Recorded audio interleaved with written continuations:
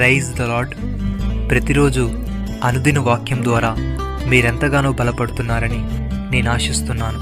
అలాగే మీరు కనుక మన యూట్యూబ్ ఛానల్ని క్రొత్తగా వీక్షిస్తున్నట్లయితే మన యూట్యూబ్ ఛానల్ని సబ్స్క్రైబ్ చేయండి, ఇతరులకు షేర్ చేయండి.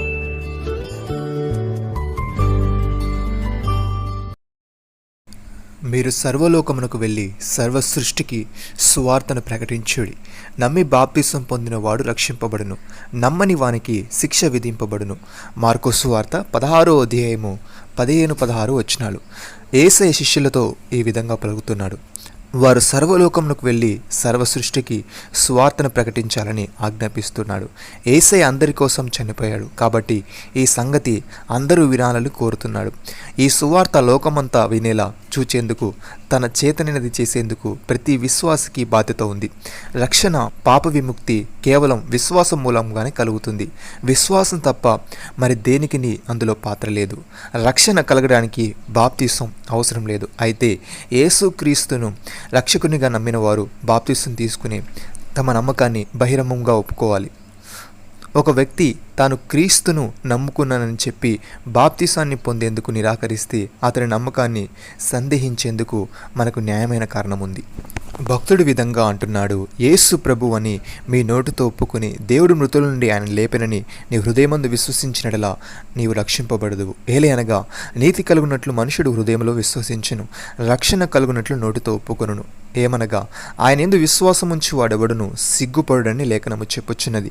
యూదుడని గ్రీకు దేశస్థుడని భేదం లేదు, ఒక్క ప్రభువే అందరికీ ప్రభువు అయ్యండి తనకు ప్రార్థన చేయ వారందరి ఎడల కృప చూపుటకు ఐశ్వర్యవంతుడై ఉన్నాడు. ఎందుకనగా ప్రభు నామమును బట్టి ప్రార్థన చేయవాడెవడో రక్షింపబడును.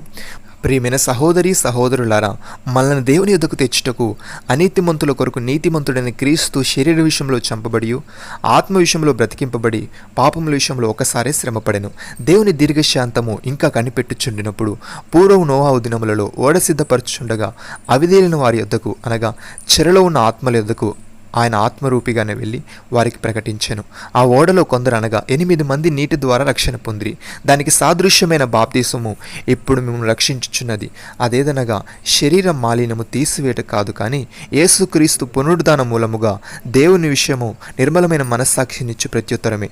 ఆయన పరలోకంను వెళ్ళి దూతల మీదను అధికారుల మీదను శక్తుల మీదను అధికారం పొందిన వాడై దేవుని కుడి పార్శ్వమున కూర్చున్నాడు. యేసయ్య ఈ విధంగా అంటున్నాడు, నా యందు విశ్వాసం ఉంచువాడు నా యందు కాదు, నన్ను పంపిన వాని యందే విశ్వాసం ఉంచుచున్నాడు. నన్ను చూచువాడు నన్ను పంపిన వానినే చూచుచున్నాడు.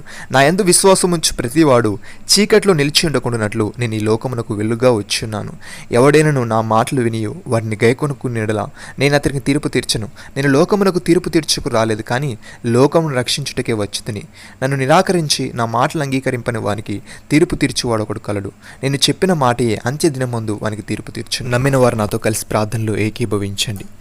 మమ్మల్ని మిక్కిలిగా ప్రేమిస్తున్న మా ప్రియ పరలోకపు తండ్రి, మేము సర్వలోకమునకు వెళ్ళి సర్వ సృష్టికి సువార్త ప్రకటించాలని, నమ్మి బాప్తిసం పొందినవాడు రక్షింపబడునని, నమ్మని వానికి శిక్ష విధింపబడునని నీవు సెలవిచ్చావు. తండ్రి నీకు స్తోత్రములు. దేవా, మేము నీ యందు విశ్వాసం ఉంచి నీ నామమును బట్టి ప్రార్థించి నీవిచ్చే రక్షణను పొందుకునే వారముగా ఉండకు సహాయము దయచేయమని, నీ రక్షణ సువార్తను అనేకులకు ప్రకటించి నీ రాజ్య వ్యాప్తికై ప్రయాసపడుటకు కృపచూపమని, నిన్ను ఘనపరిచి నీ నామాన్ని మహిమపరిచే జీవితం మాలో ప్రతి ఒక్కరికి మీరే దయచేయమని ప్రభువైన యేసుక్రీస్తు నామంలో ప్రార్థిస్తున్నాము తండ్రి.